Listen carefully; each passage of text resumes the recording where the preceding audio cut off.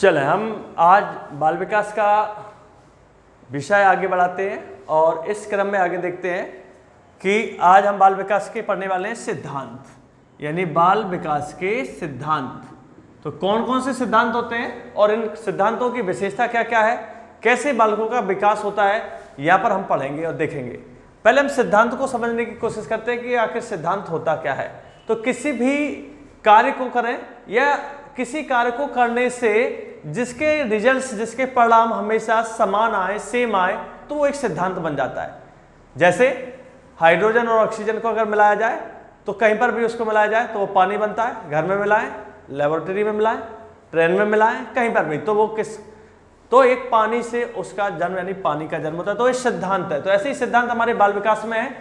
अर्थात हम यहाँ पर देखेंगे कि हर प्रकार के बालक का, चाहे वो अमीर का बालक हो, चाहे गरीब का बालक हो, चाहे वो शहर का बालक हो, गांव का बालक हो, चाहे वो अमेरिका का बालक हो, भारत का हो, किसी जगह का बालक हो, हर बालक का जो विकास होता है उस विकास के क्रम में एक रूपता दिखाई देती है और वो हर प्रकार के बालक में काम करेगी। तो उसको हम सिद्धांत कहते हैं।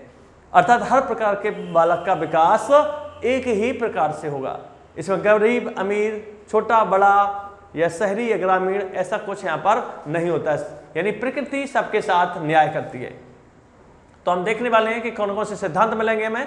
तो पहला सिद्धांत हम देखेंगे इसमें जो हमें मिलता है, सबसे पहला सिद्धांत निरंतरता या सातत्य का सिद्धांत। निरंतरता या सातत्य का सिद्धांत। तो सबसे पहले हम ये सिद्धांत देखने वाले हैं, निरंतरता या सातत्य का सिद्धांत, जो कि सोरेनसन और नील मिलर ने दिया है। सोरेनसन एवं नील मिलर, सोरेनसन एवं नील मिलर के द्वारा दिया गया यह सिद्धांत है।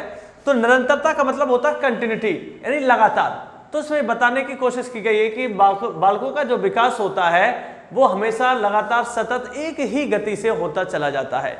अर्थात यहाँ पर देखा जाए कि बालक का जो विकास है माँ के गर्भ से ही शुरू हो जाता है और गर्भ के उपरांत जैसे उसका जन्म होता है तो जन्म के बाद शैशवावस्था, बाल्यावस्था, किशोरावस्था, अन्य विभिन्न अवस्था में उसका विकास, जब तक कि वो मृत्यु को प्राप्त नहीं हो जाता है, उसका विकास हमेशा होता ही रहता है। तो इसको निरंतरता का सिद्धांत कहा जाता है। व्यक्तिक अंतर का सिद्धांत दूसरा यहां पर देखते हैं हम, व्यक्तिक अंतर का सिद्धांत कहते हैं इसको, और इसी को सामान्यतः हम बोलते हैं व्यक्तिगत विभिन्नता का सिद्धांत। व्यक्तिगत विभिन्नता का सिद्धांत, व्यक्तिगत विभिन्नता का सिद्धांत। जी बताएं, बोलो बेटा क्या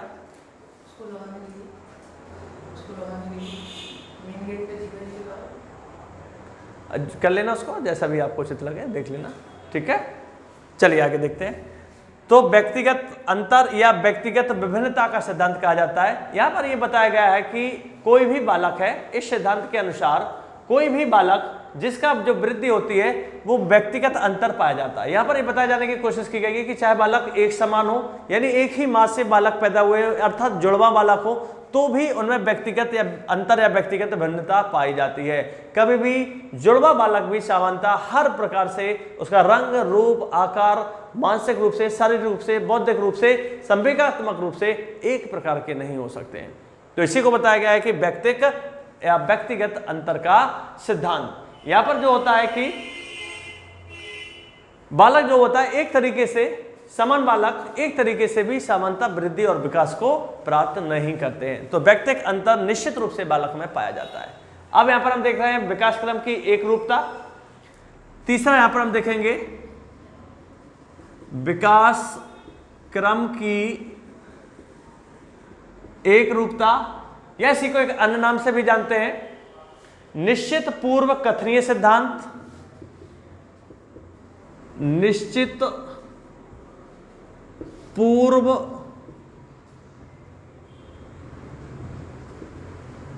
कथनीय सिद्धांत के नाम से भी जानते हैं इसको हम। सामान्यतः हम देखेंगे इसको एक नाम से और जाना जाता है मस्तिष्काधोमुखी विकास का सिद्धांत। मस्तकाधोमुखी विकास का सिद्धांत। सामान्यतः इस सिद्धांत की विशेषता देखते हैं, देख लिया होगा आप लोगों ने इसको। इसमें क्या होता है, इस सिद्धांत के अनुसार बालकों का जो विकास होता है 2 दिशाओं में होता है। उन 2 दिशाओं को देखेंगे कि कौन कौन सी 2 दिशाओं में बालकों का विकास हो रहा है। तो पहला देखते हैं हम यहाँ पर, ध्यान से देखिए, ये नोट कर लिया होगा। अब आगे हम इसमें देख रहे हैं, इसी को हम 2 भागों में बांटने वाले हैं अपने तीसरे सिद्धांत को। पहला हम देखेंगे सिराहा पदाभिमुख दिशा विकास।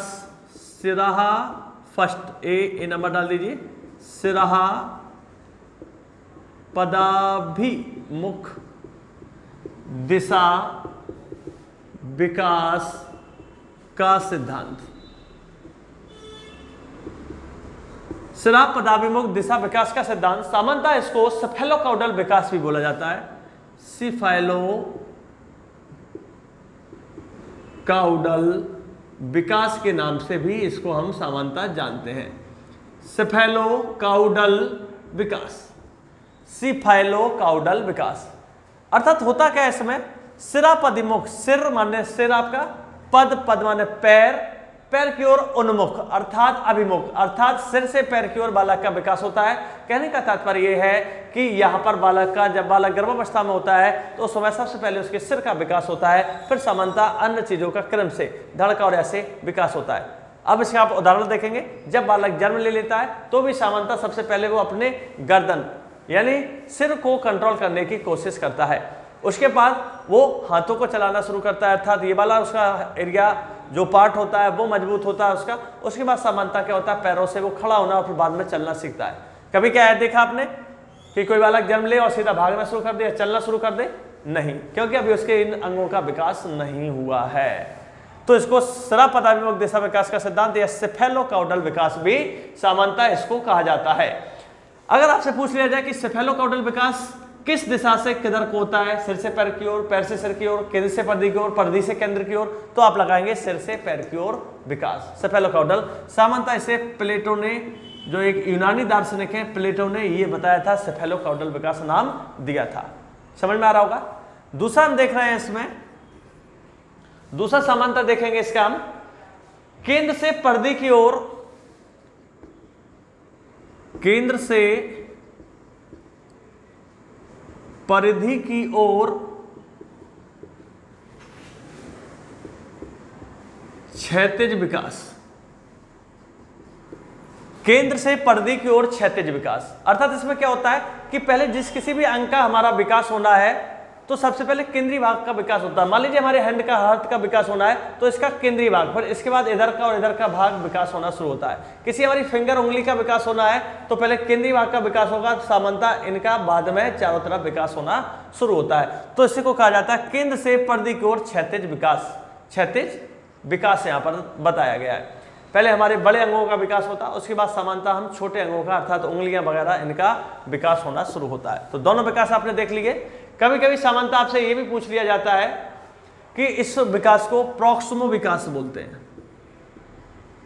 प्रॉक्सिमो विकास ये भी किसने कहा है? तो प्लेटो ने ही कहा है। प्लेटो ने, ये भी प्लेटो ने और ये भी प्लेटो ने, यूनानी दार्शनिक हैं ये। तो ये सामान्यतः चीजें बताई जाती हैं। अब देखते हैं, आगे देखते हैं अगला सिद्धांत। नोट कर लीजिए आप लोग।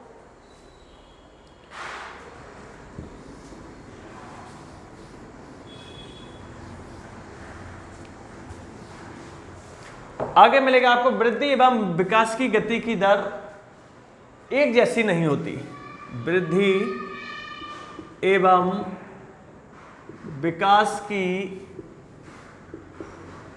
गति की दर एक सी नहीं होती। ये भी एक सिद्धांत है कि जो भी वृद्धि होना है, जो भी विकास होना है, हमेशा एक जैसा नहीं चलता है। अर्थात ये विभिन्न अवस्थाओं में अलग अलग प्रकार से होता है। जब बालक गर्भावस्था में होता है तो उसका वृद्धि और विकास सबसे ज्यादा तेजी से होता है। क्वेश्चन बनता है कि बालक का विकास सबसे ज्यादा किस अवस्था में होता है? ऑप्शन में होता है गर्भावस्था, शैशवावस्था, बाल्यावस्था और किशोरावस्था। तो सबसे ज्यादा विकास उसका होता है गर्भावस्था में। तो गर्भावस्था में सबसे ज्यादा, जब बालक जन्म लेगा तो प्रारंभ के 3 वर्षों में, 0 से 3 वर्ष में उसकी उम्र, उसकी हाइट, उम्र नहीं हाइट बहुत तेजी से बढ़ती हुई दिखाई देती है।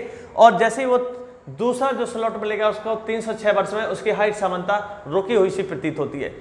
तो वृद्धि और विकास उसका सामान्यता अलग अलग अवस्थाओं में अलग अलग प्रकार से होता है, एक ही गति से हमेशा नहीं होता। यानी जो बालक 0 से 3 वर्ष में जितनी हाइट होती है उसकी शारीरिक विकास होता है, अगर सामान्यता इतना ही उसका विकास होता रहे तो ये छतें हमें बहुत ऊपर करनी पड़ेंगी, ऊंची करनी पड़ेंगी, यानी बहुत ज्यादा हाइट हो जाएगी। इसके बाद देख रहे हैं हम नेक्स्ट, विकास सामान्य से विशेष की ओर चलता है। अगला है विकास सामान्य से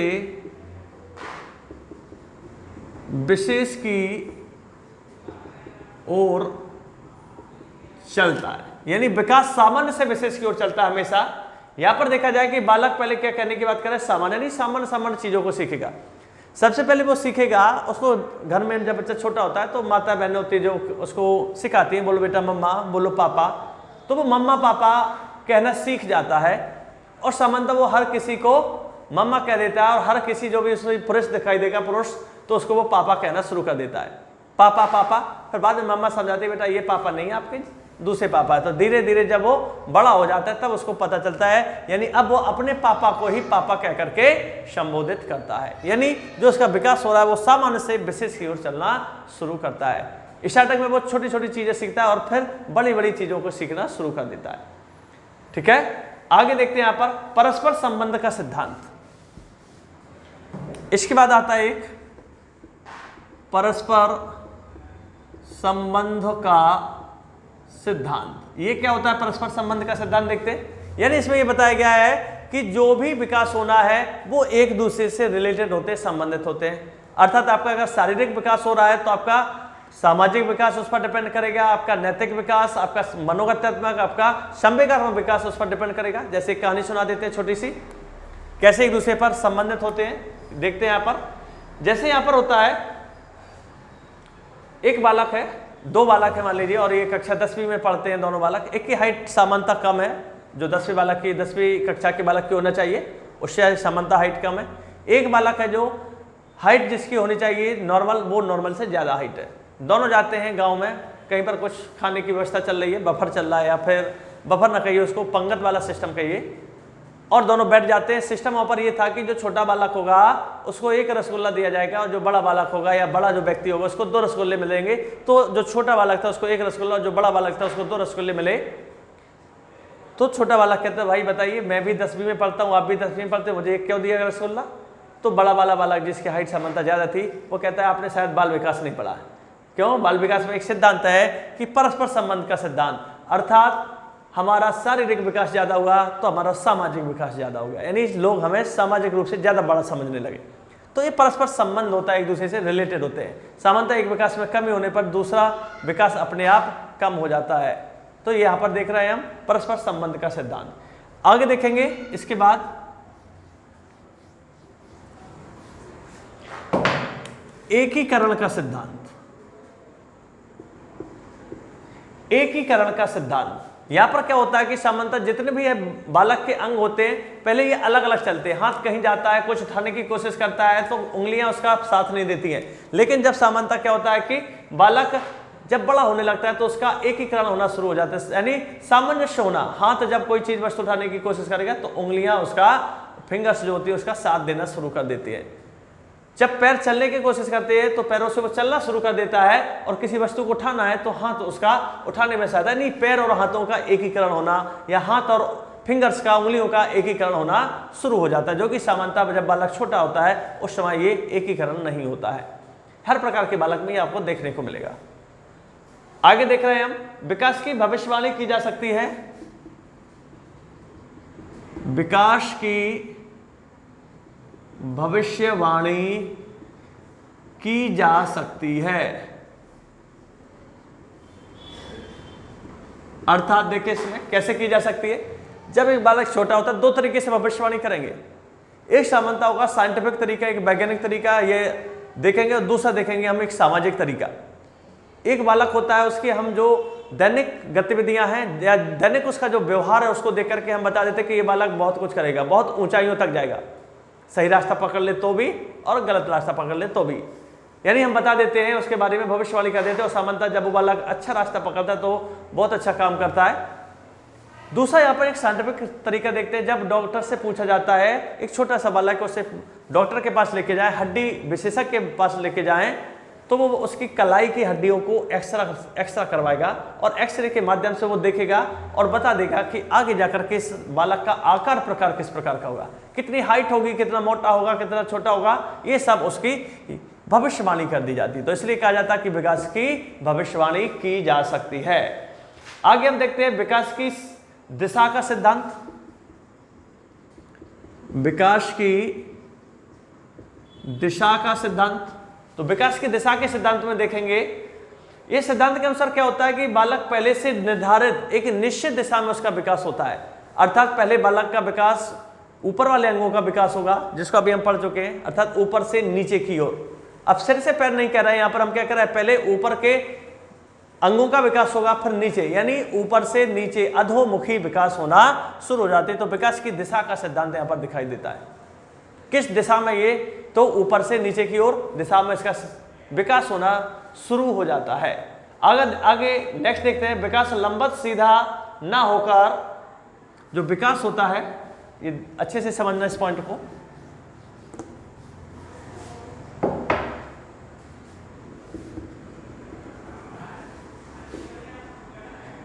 विकास लंबवत सीधा न होकर वर्तुलाकार या इसी को चक्राकार भी बोल सकते हैं। विकास लंबवत सीधा न होकर वर्तुलाकार या चक्राकार होता है। मतलब इसका समझते हैं क्या, कैसे कहते हैं, यानी विकास बालक यहां से शुरू हो और ऐसे सीधे विकास नहीं बनता है। बालक का जो चक्र होता है ऐसे होता है, ऐसे उसका विकास होगा, ऐसे विकास होता है। अर्थात यहां पर ये लगेगा कि बालक पहले बड़ा हुआ, फिर लौटता हुआ सा दिखाई देगा कि फिर से लौटता हुआ प्रतीत होता है। अर्थात यहां पर बालक अपने पहले जिस उम्र में होता है 0 से 3 वर्ष में, तो पहले 0 से 3, 3 से 6 में जैसे जाएगा तो वो रुका हुआ सा प्रतीत होता है और लगेगा कि अब वो पहले 6 वर्ष का बालक हो गया है। तो क्या 6 वर्ष के बालक की जितनी उसकी मानसिक विकास हुआ है, उसका शारीरिक विकास हुआ है कि नहीं? तो ये जो विकास है वो धीरे से सीधा लंबवत ना होकर के वर्तुलाकार अवस्था में चलता है। अर्थात बालक का विकास पहले सीधा चलेगा, फिर वो लौटता हुआ सा प्रतीत होता है। अर्थात वो जिस उम्र का बालक है उस उम्र तक उसका मानसिक विकास और शारीरिक विकास हुआ है कि नहीं, ये देखता है प्रकृति, ये प्राकृतिक नियम है। आगे देखते हैं इसके बाद, वृद्धि और विकास की क्रिया वंशानुक्रम और वातावरण का परिणाम होती है। वंशानुक्रम एवं वातावरण अगला सिद्धांत है। ये वंशानुक्रम और वातावरण की अनुक्रिया का एक परिणाम होती है। अर्थात बालक जिस प्रकार का उसका वंशानुक्रम होता है, यानी जिस किसी फैमिली में लोग हाइट वाले होते हैं तो उस फैमिली का जो बालक होगा उसकी हाइट भी ज्यादा होगी, और जिस प्रकार के वातावरण में रहेगा बालक उस प्रकार से उसका विकास होता है। यदि वातावरण उसको अच्छा मिल गया तो उसका विकास सामान्यतः अच्छे तरीके से होता है। यानी एक क्वेश्चन बनता है कि बालक के विकास पर सबसे ज्यादा किसका प्रभाव पड़ता है, वंशानुक्रम का कि वातावरण का कि दोनों का, इनमें से कोई नहीं। तो इसको देखना है हमें, दोनों का प्रभाव पड़ता है निश्चित रूप से। लेकिन जब क्वेश्चन में आ जाता है, 2 क्वेश्चन बनेंगे, बालक के विकास को प्रभावित या विकास पर प्रभाव पड़ता है, वंशानुक्रम वातावरण दोनों कोई नहीं, तो दोनों का प्रभाव पड़ता है। अब क्वेश्चन इसी का दूसरा देखें, बालक के विकास पर सबसे ज्यादा, जब क्वेश्चन में लग जाए सबसे ज्यादा, तो सबसे ज्यादा विकास किसका होता है, तो सामान्यतः वातावरण का आंसर लगाना है आपको, वंशानुक्रम नहीं, वातावरण का सबसे ज्यादा बालक पर प्रभाव पड़ता है, प्रभावित। वंशानुक्रम क्यों, वंशानुक्रम बहुत अच्छा सब कुछ है, लेकिन जैसे माहौल में बालक रहेगा जाएगा, जैसे माहौल में बालक पलेगा बढ़ेगा, उसी प्रकार से उसका विकास होता है। आगे हम देखने वाले समान प्रतिमान का सिद्धांत। समान प्रतिमान का सिद्धांत। तो समान प्रतिमान का सिद्धांत यहां पर देखते हैं कि समान प्रतिमान का सिद्धांत क्या कहता है। प्रत्येक जाति, चाहे वो पशु जाति हो या मानव जाति हो, उसकी जो भी संतान जन्म लेती है वो अपने पूर्वजों के अनुसार ही उसी प्रकार से जन्म लेता है। कभी सुना है आपने कि एक किसी जानवर के पर किसी मनुष्य ने जन्म लिया हो या किसी मनुष्य के किसी जानवर ने जन्म लिया हो? ऐसा नहीं होता है सामान्यतः। तो अपने जो भी समान प्रतिमान का ये सिद्धांत है, अर्थात जिस प्रकार से हमारी वंशज होते हैं, मनुष्य के जाति के बालक हैं तो मनुष्य जाति में मनुष्य जाति के ही बालक पैदा होते हैं। पशु जाति में भैंस होगा, गाय होगा तो भैंस को भैंस का बच्चा, गाय को गाय का बच्चा होता है। तो इस प्रकार से समान प्रतिमान का सिद्धांत भी यहां पर समानता लागू हो जाता है। आज इतना ही देख रहे हैं, इसके आगे हम नेक्स्ट लेक्चर में देखेंगे।